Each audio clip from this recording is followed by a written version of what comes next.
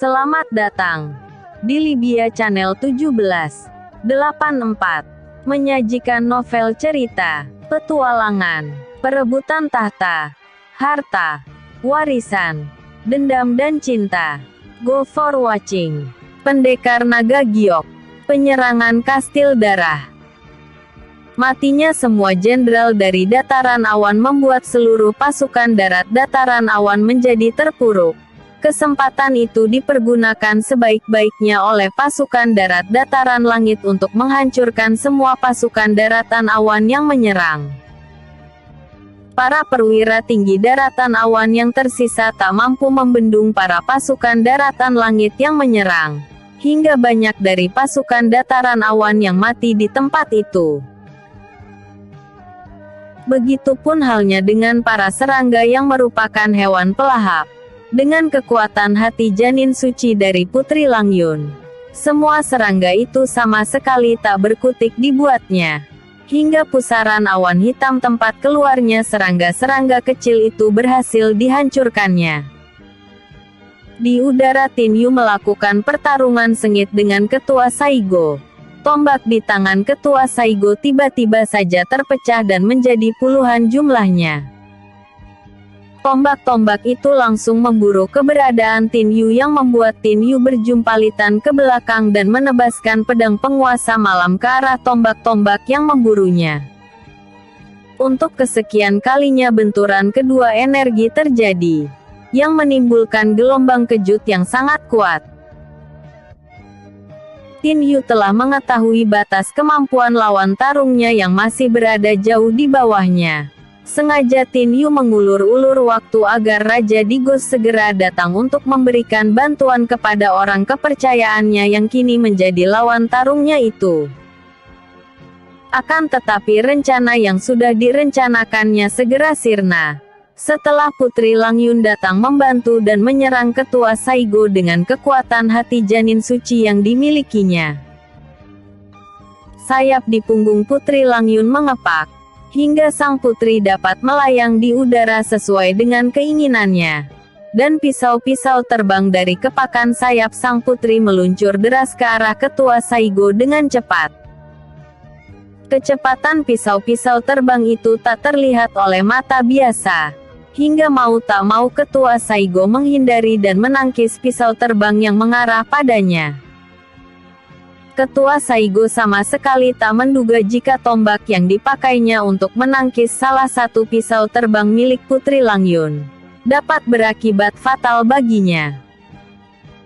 Tak hayal lagi tubuh Ketua Saigo seketika itu juga menjadi patung, dan meluncur deras ke tanah hingga tubuhnya pun hancur menjadi debu. Tin Yu yang melihat kekuatan hati janin suci yang dimiliki Putri Langyun begitu sangat kagum dan sedikit ngeri akibat efek yang ditimbulkan dari kekuatan yang dimiliki Putri Langyun kekasihnya itu.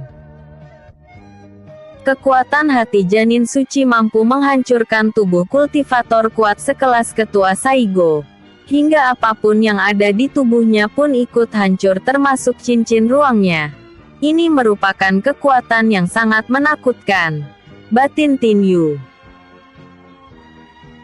Setelah memenangkan pertarungan di daratan, Tin Yu menyuruh pasukannya untuk kembali ke Istana Elf, dan menempatkan beberapa perwira tinggi pasukan Elf beserta beberapa orang anak buahnya untuk berjaga-jaga di perbatasan, agar dapat mengetahui perkembangan di perbatasan dataran langit tempat terjadinya pertempuran besar.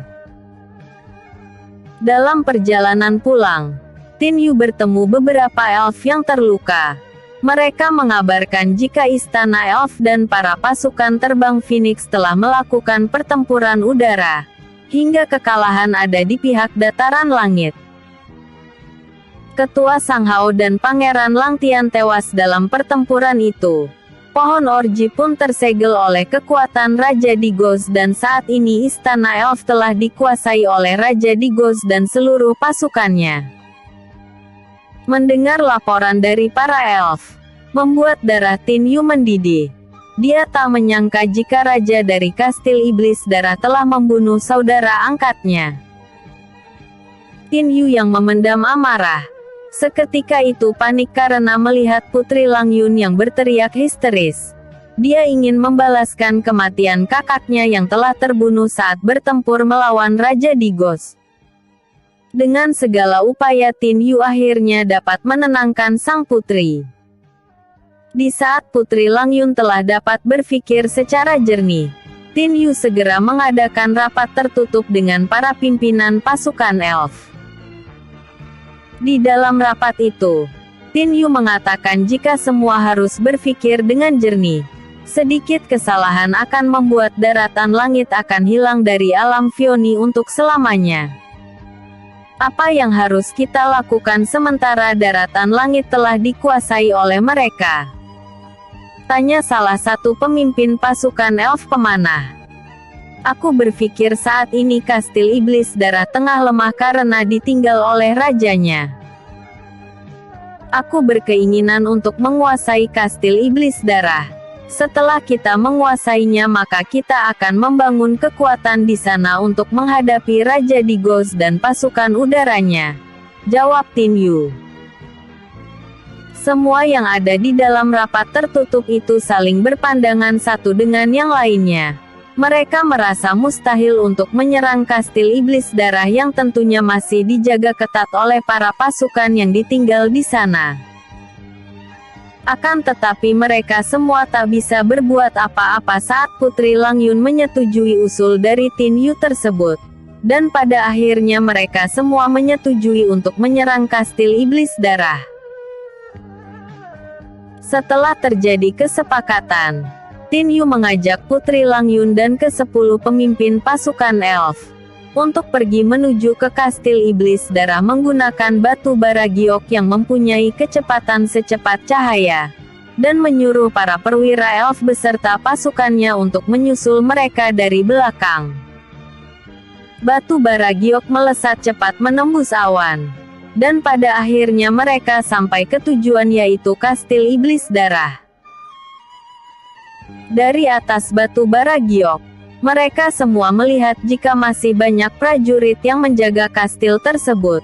Hal itu membuat para pemimpin pasukan elf beranggapan jika mustahil untuk menguasai kastil iblis darah dengan mereka yang hanya segelintir orang saja.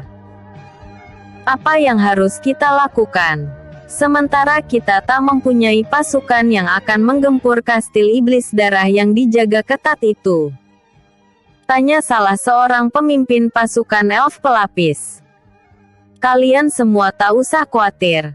Tetaplah berada di sini karena aku yang akan menguasai kastil itu. Ucap Tin Yu. Tin Yu berjalan mendekati Putri Langyun dan berkata, Yun, untuk kali ini aku ingin kau tetap berada di sini dan aku tak ingin kau ikut membantuku. Ucap Tin Yu.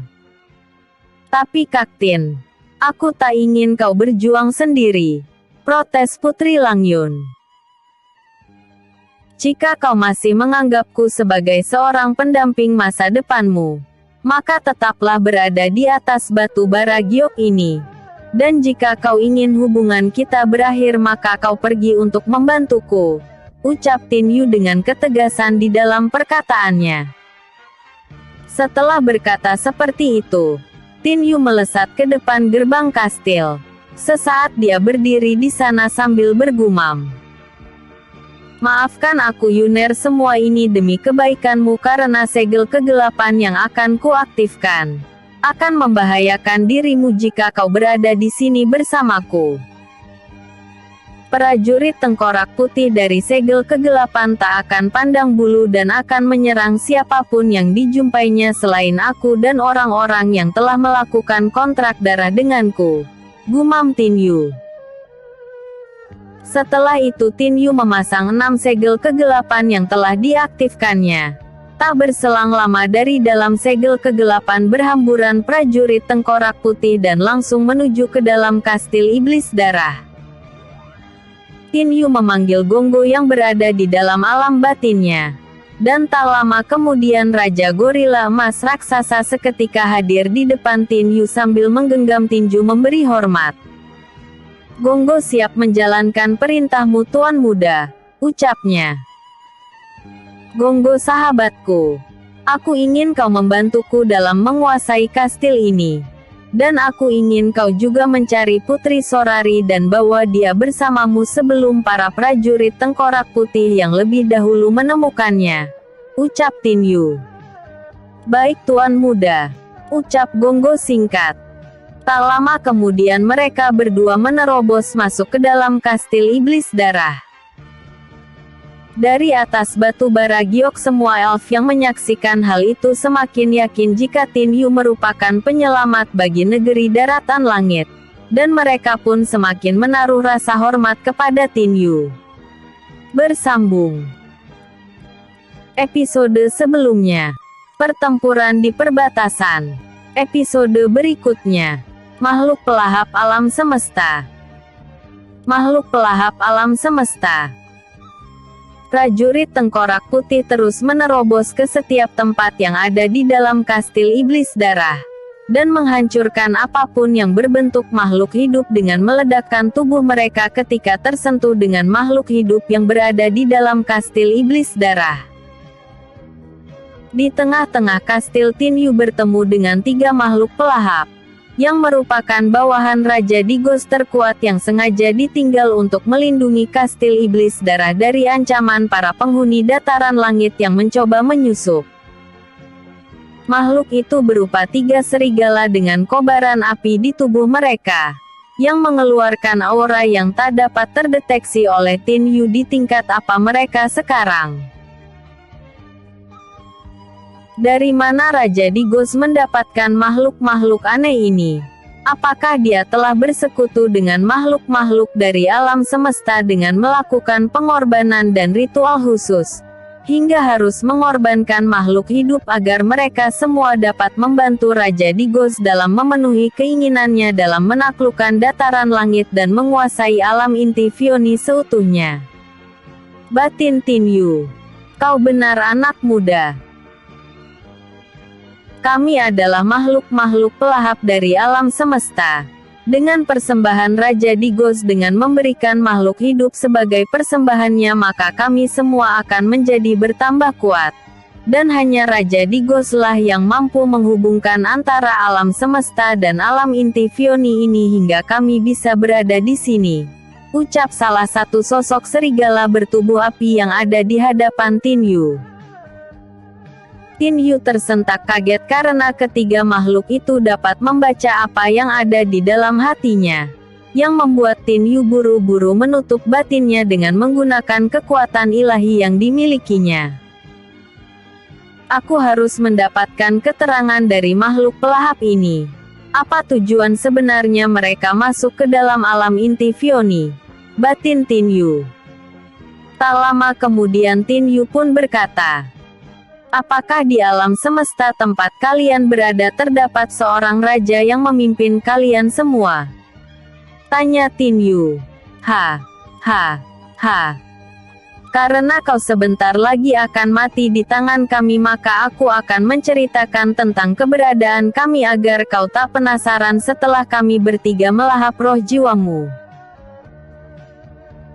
Raja kami adalah salah seorang dewa terkuat yang pernah ada nirwana. Karena adanya pengaruh dari dewa suci dan dewa agung yang menyatakan jika dewa tersebut akan melakukan pengkhianatan dan akan menggulingkan tahta kekaisaran. Hal itu membuat kaisar langit murka dan membuang dewa tersebut ke alam semesta yang tak berujung. Dengan kekuatan yang dimilikinya maka dewa tersebut mengumpulkan seluruh makhluk yang merupakan para pelahap, yang memerlukan roh jiwa untuk dapat bertahan hidup dan menjadi kuat sebagai pengikutnya. Kami yang dahulu bukanlah siapa-siapa, kini menjelma menjadi sebuah kekuatan besar yang harus diperhitungkan oleh nirwana. Dengan adanya dewa yang kini merupakan raja kami, dia melakukan persekutuan dengan beberapa alam yang di dalamnya terdapat pertikaian antar sesama makhluk hidup yang tinggal di sana. Raja kami yang mempunyai kekuatan menembus alam, dengan mudahnya memberikan bantuan kepada salah satu pemimpin yang bertikai. Dia pun memberikan cara ritual dan persembahan agar dapat membuka portal langit hingga kami bisa berada di alam tersebut dan memberikan bantuan padanya. Dengan perlahan-lahan kami membantu pemimpin tersebut untuk mengalahkan musuh-musuhnya. Dan kami mendapatkan roh jiwa dari makhluk hidup yang mati dalam peperangan tersebut. Hingga pada akhirnya semua makhluk hidup yang ada di dalam alam tersebut kami ambil roh jiwanya hingga tak ada satupun yang tersisa. Walaupun makhluk hidup tersebut telah bersekutu dengan raja kami. Kami semua telah menghancurkan beberapa alam sebelumnya. Dan kali ini giliran alam inti Vioni yang akan menjadi sasaran kami karena Raja Digos telah bersekutu dengan raja kami. Sehingga dia dapat memanggil pasukan para pelahap ke tempat ini untuk menghancurkan musuh-musuhnya. Dan jika semua itu telah tercapai maka giliran Raja Digos dan seluruh pengikutnya yang akan kami ambil roh jiwanya. Jawab salah satu makhluk pelahap yang menceritakan tujuan mereka berada di alam inti Vioni. Tin Yu menggenggam tinjunya menahan amarah dengan penjelasan dari ketiga serigala api yang ada di hadapannya. Dia tak menyangka jika mereka semua ada di dalam alam inti Vioni untuk membunuh semua makhluk hidup yang ada di dalamnya. Kalian semua tak akan bisa menjalankan rencana untuk memusnahkan alam inti Vioni ini seperti alam-alam lain yang telah kalian musnahkan sebelumnya. Selama aku masih hidup maka aku akan menghentikan perbuatan biadab kalian itu. Ucap Tin Yu. Ha. Kau hanya seorang manusia yang tak mempunyai daya upaya untuk menghentikan kami semua. Biar bagaimanapun kami semua akan menjadikan seluruh makhluk yang ada di dalam alam inti Vioni ini sebagai sumber makanan dan kekuatan kami. Termasuk kau. Teriak salah satu serigala bertubuh api yang tiba-tiba saja menghilang dan masuk ke dalam tubuh Tin Yu. Tin Yu merasakan ada sesuatu yang tengah mengusik roh jiwanya. Dan dia pun mengetahui jika yang mengusik roh jiwanya itu merupakan tiga sosok serigala bertubuh api. Kalian bertiga salah jika ingin melahap roh jiwaku. Ucap Tin Yu kemudian menyegel tubuhnya sendiri agar ketiga makhluk serigala api tak bisa keluar dari dalam tubuhnya. Ketiga serigala api sangat terkejut karena melihat pemuda itu mampu untuk masuk ke dalam roh jiwanya sendiri. Hal itu membuat mereka bertiga merasa jika pemuda itu bukanlah pemuda yang dapat diremehkan. Lebih baik kita keluar dari dalam roh jiwa pemuda ini dan melakukan pertarungan di luar tubuhnya. Ucap salah seekor serigala api. Tak lama kemudian mereka bertiga secara bersama-sama keluar dari dalam tubuh Tin Yu. Akan tetapi tak ada satupun dari mereka bertiga yang dapat menembus segel yang dibuat oleh Tin Yu. Dan pada akhirnya mereka bertiga terpental kembali ke dalam roh ranah jiwa Tin Yu. Apa yang telah kau lakukan? Mengapa kami tak bisa keluar dari dalam tubuhmu? Ucap salah seekor serigala api. Ha. Aku telah masang segel agar kalian semua tetap berada di dalam tubuhku. Kalian semua adalah sang pelahap roh jiwa makhluk hidup. Dan hari ini adalah hari di mana tubuhku akan melahap kalian semua. Jawab Tin Yu.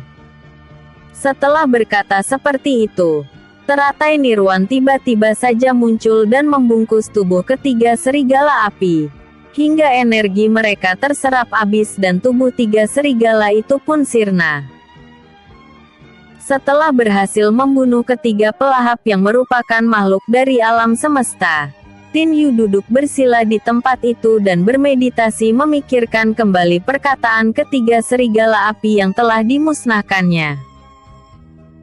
Setelah aku mencerna perkataan para pelahap itu, aku menyadari jika nirwana di masa depan akan dalam ancaman para makhluk dari alam semesta, yang rajanya merupakan bekas dewa terkuat di nirwana. Saat ini Nirwana memerlukan seorang jenderal yang akan memimpin pasukan Istana Langit dalam menghadapi serangan yang bisa saja terjadi tanpa diduga-duga. Dan aku tak akan bisa menolak jika mereka menginginkan aku menjadi jenderal perang langit. Karena hal itu telah menjadi kesepakatanku dengan Dewa Suci dan Dewa Agung. Semoga saja aku bisa menyelesaikan urusanku di alam dunia sebelum hal itu terjadi. Gumam Tin Yu. Bersambung. Episode sebelumnya. Penyerangan Kastil Darah. Episode berikutnya. Tersakiti. Yok. Melihat segel kegelapan yang dipasang Tin Yu telah sirna. Dan tak ada lagi pergerakan dari para prajurit Kastil Iblis Darah. Para elf yang berada di atas batu bara giok segera melompat turun ke bawah dan masuk ke dalam kastil untuk mencari keberadaan Tin Yu. Begitupun dengan Gonggo. Dia telah berhasil menemukan Putri Sorari di dalam penjara bawah tanah. Sebelumnya sang putri tak percaya dengan Raja Gorila Emas Raksasa yang menjemputnya di dalam penjara. Namun setelah Gonggo mengatakan ciri-ciri tuan mudanya yang bernama Tin Yu, akhirnya sang putri percaya jika Gonggo adalah utusan Tin Yu yang disuruh untuk menjemputnya.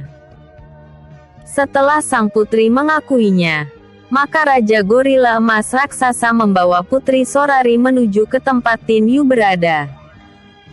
Melihat Tin Yu berada di dalam ruangan seorang diri, Putri Sorari langsung berlari dan memeluknya. Kak Tin Yu, aku telah diculik oleh penguasa Kastil Iblis Darah dan menelantarkanku di dalam penjara bawah tanah. Pekik Putri Sorari dalam isak tangisnya. Mendengar keluh kesah Putri Sorari, Tin Yu pun merasa iba dan membalas pelukan sang putri dengan hangat sambil membelai lembut rambutnya.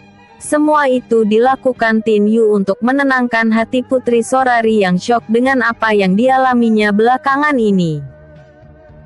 Tiba-tiba saja Putri Langyun dan ke-10 elf yang merupakan pimpinan pasukan datang ke ruangan di mana Tin Yu dan Putri Sorari berada.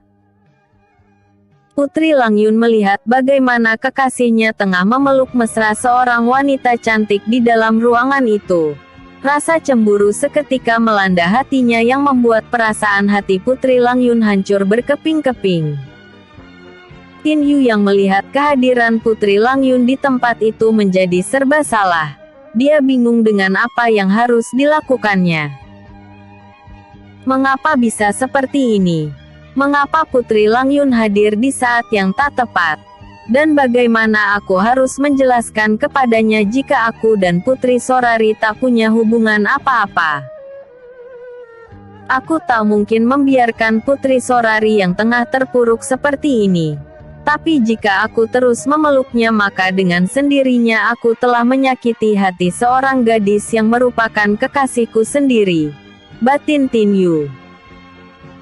Tak lama kemudian Putri Langyun menghampiri Tin Yu dan berkata, "Jadi ini penyebabnya hingga aku tak kau perbolehkan masuk ke dalam kastil Kaktin.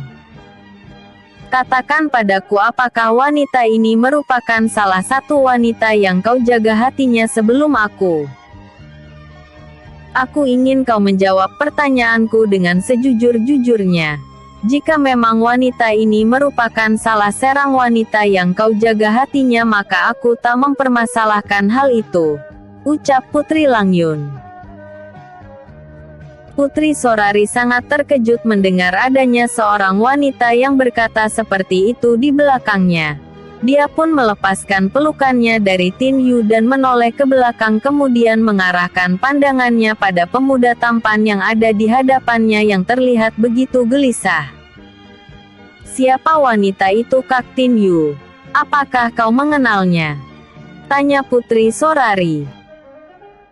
Tin Yu semakin bingung dicacar pertanyaan oleh kedua wanita cantik itu. Dia tak tahu harus menjawab yang mana. Sementara Tin Yu tahu jika Putri Sorari juga mencintainya. Semua itu terlihat dari sifat dan perilakunya saat masih bersama.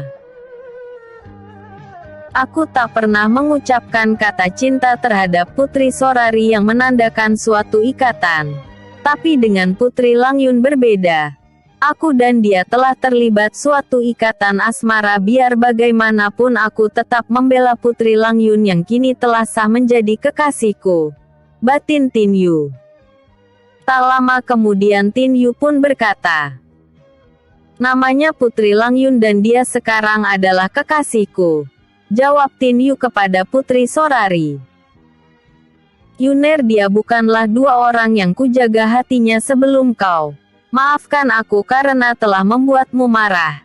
Jawab Tin Yu kepada Putri Langyun. Tidak. Kak Tin Yu. Aku kira kau selama ini juga telah mencintaiku. Dan apa artinya kebersamaan kita selama ini jika kau menyangkalku? Apakah karena wanita itu kini kau tak menganggapku? Jika memang demikian halnya biar aku atau dia yang mati hari ini. Pekik Putri Sorari kemudian menyerang ke arah Putri Langyun dengan pedangnya. Putri Sorari yang terpuruk menyerang Putri Langyun membabi buta tanpa sedikit pun mengeluarkan teknik pedang yang dimilikinya. Perkataan Tin Yu yang tak menganggapnya membuat hati Putri Sorari hancur dan pikirannya tak menentu. Ke-10 pemimpin elf yang tak ingin Putri Langyun terluka, segera menyerang Putri Sorari bersama-sama. Tin Yu begitu sangat terkejut dengan pergerakan cepat dari ke-10 pemimpin pasukan elf ke arah Putri Sorari. Tanpa pikir panjang Tin Yu segera melesat untuk menangkis serangan dari ke-10 pimpinan pasukan elf yang menyerang Putri Sorari. Namun sayang sebuah tendangan telak dari salah seorang pemimpin pasukan elf yang dialiri tenaga dalam, berhasil bersarang di tubuh Putri Sorari hingga membuatnya terhempas dengan keras ke lantai ruangan, dan pedang yang ada di dalam genggamannya pun terlepas. Tampak darah segera keluar dari dalam mulut Putri Sorari yang terluka dalam. Tin Yu buru-buru menghampiri Putri Sorari dan berkata, "Bagaimana keadaanmu?" tanyanya. Terlihat Putri Sorari meneteskan air mata tanpa sedikit pun terdengar isaknya. "Kau tak usah lagi memperdulikanku, Kak Tin. Maafkan aku karena salah mengartikan perhatianmu selama ini padaku sehingga aku berharap banyak jika kau pun mencintaiku. Aku adalah seorang wanita yang sangat peka terhadap perhatian seorang pemuda walaupun hanya sedikit. Karena selama ini tak ada satupun pemuda yang pernah memberikan perhatian selain dirimu.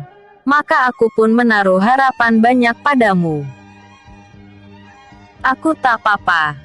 Aku terima keadaan diriku ini dan aku berharap di masa depan kau dapat bahagia bersamanya." Ucap Putri Sorari kemudian berdiri dan melangkah pergi sambil memegangi dadanya yang terasa sesak. "Kau mau kemana?" tanya Tin Yu kembali.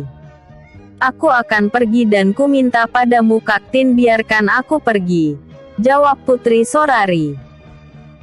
Tin Yu tetap mencegah Putri Sorari untuk pergi. Namun tiba-tiba suara gonggo menggema dari dalam alam batinnya. "Tuan muda, biarkan Putri Sorari pergi untuk menenangkan hatinya. Biar aku yang akan menjaganya," ucap gonggo. Melihat Tin Yu tak menahannya lagi, Putri Sorari kembali melangkahkan kakinya menuju ke arah Putri Langyun berada. "Maafkan aku karena telah membuatmu marah. Kita sama-sama wanita yang mencintai orang yang sama. Namun kaulah pemenang untuk mendapatkan hati Kak Tin Yu. Aku ingin di masa depan kau menjaga dan mencintai Kak Tin Yu seperti aku mencintainya. Aku titip dia padamu," ucap Putri Sorari. Putri Sorari pergi meninggalkan ruangan itu dengan perasaan hancur di hatinya. Sosok pemuda yang selama ini menghiasi hatinya kini hanya tinggal kenangan yang tak dapat dilupakannya. Putri Sorari melesat pergi hingga tiba di sebuah anak sungai. Di sana Putri Sorari menangis sejadi-jadinya, meratapi kemalangan nasibnya. Di atas pepohonan yang rimbun tampak Raja Gorila raksasa menatap iba pada sang putri. Dia terus mengawasi sang putri yang tengah menangis sambil memeluk lututnya. Setelah puas menangis, dalam isaknya Putri Sorari berkata, "Kak Tin Yu, terima kasih karena kau telah mengajarkan arti cinta dengan kebersamaan kita selama ini walaupun hanya sesaat. Aku sangat rindu akan kebersamaan kita dulu yang tak mungkin lagi kudapatkan. Ayah, ibu, kakek, terima kasih karena kalian telah membesarkanku sampai saat ini. Semoga di kehidupan mendatang aku dapat membalas semua kebaikan kalian. Aku pamit," ucap Putri Sorari sambil menegak pil racun yang diambil dari dalam cincin ruangnya. Raja Gorila raksasa begitu sangat terkejut saat melihat Putri Sorari telah terkapar di pinggir sungai. Dengan cepat Raja Gorila raksasa melesat cepat ke arahnya. Bersambung. Raja Gorila emas raksasa segera meraih tubuh Putri Sorari. Dan betapa terkejutnya sang Raja Gorila emas saat melihat keadaan Putri Sorari yang sangat lemah dengan bibir yang mulai berwarna biru kehitam-hitaman. Celaka, mengapa wanita ini sangat nekat untuk meminum racun? Apakah karena cinta dia harus mengakhiri hidupnya dengan cara seperti ini? Sungguh manusia bodoh yang tak berpikir dua kali dalam menghadapi suatu masalah besar. Apakah dengan cara mengakhiri hidup semua masalah akan segera selesai? Apakah dia tak berpikir bagaimana dengan orang-orang yang ditinggalkannya? Apakah nantinya orang-orang terdekatnya tak akan bersedih? Dan aku yakin jika sampai wanita ini mati maka keluarga besarnya akan memburu dan menyalahkan tuan mudaku, batin sang Raja Gorila Emas. Dengan cepat Raja Gorila Emas membawa tubuh Putri Sorari menuju ke kastil Iblis Darah. Di dalam suatu ruangan yang ada hanya Tin Yu dan Putri Langyun di sana. Mereka berdua tengah terlibat perdebatan sengit. Sudah kukatakan padamu jika Putri Sorari adalah tujuanku masuk ke dalam alam inti Vioni. Karena sebelumnya dia telah diculik oleh Raja Digos karena aku telah membunuh adiknya.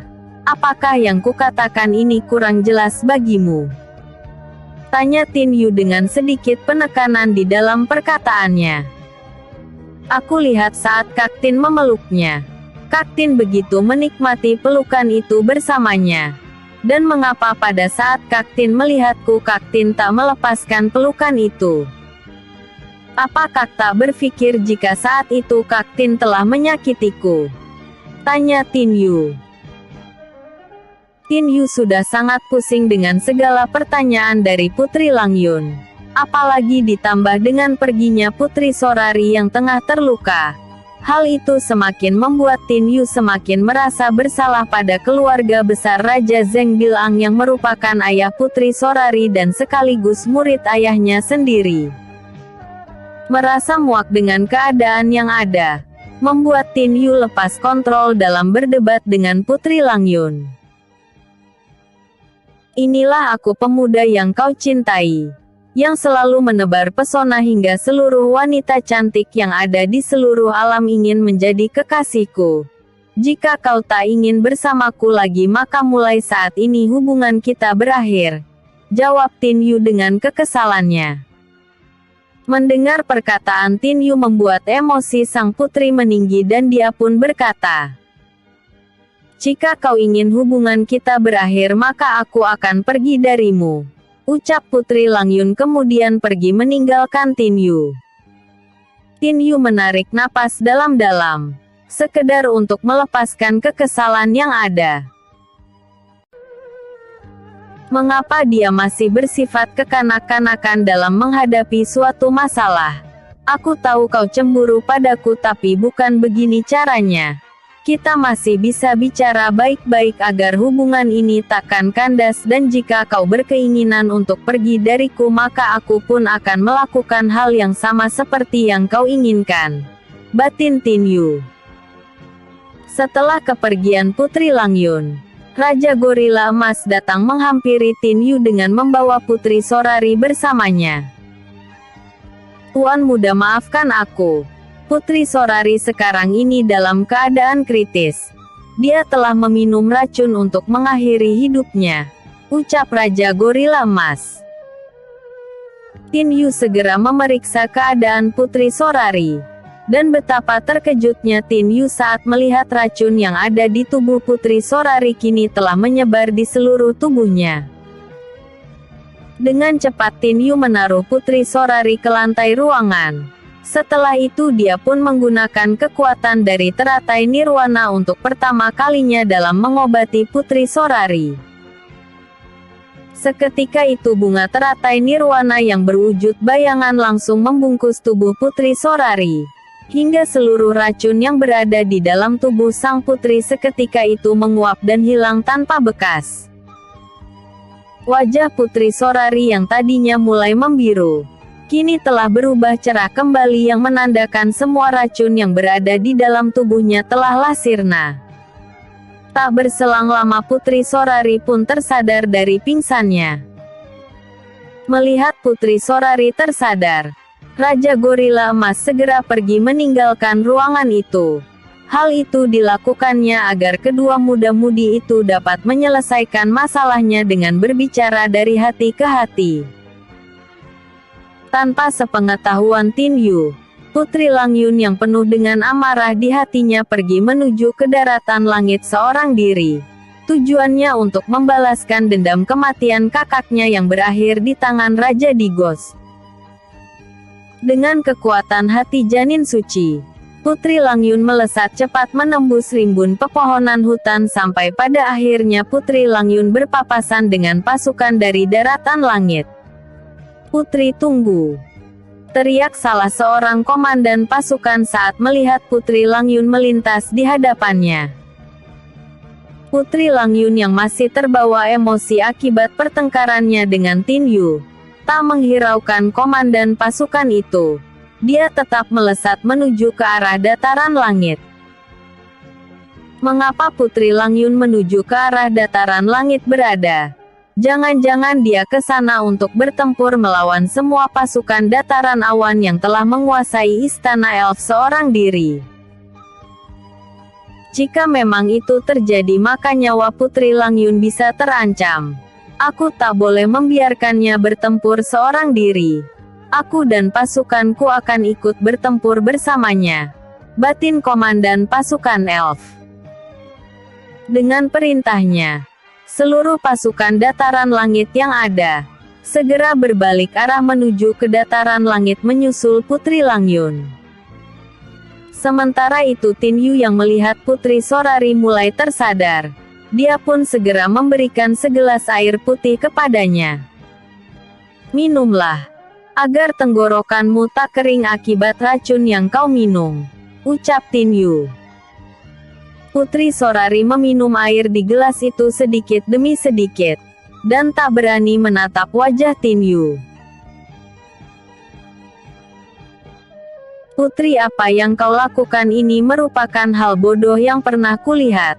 Jika kau mati maka kau terbebas dari semua masalah yang ada. Tapi apakah kau tak memikirkan apa yang akan terjadi ke depannya?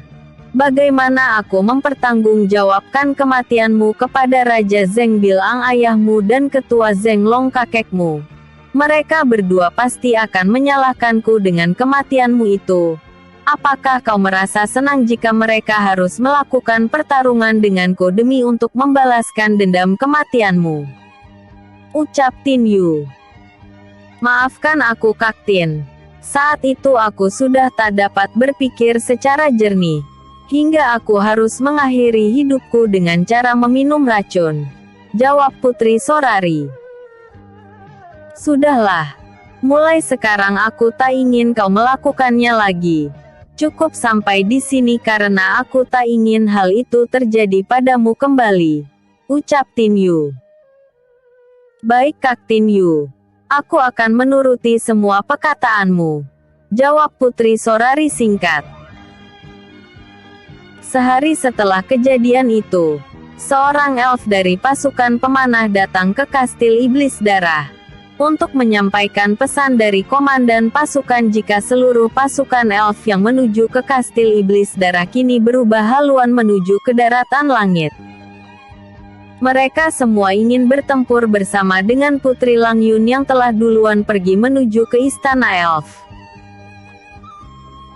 Mendengar laporan itu, Tin Yu begitu sangat murka. Dia tak menyangka jika Putri Langyun akan melakukan hal itu tanpa memikirkan akibatnya.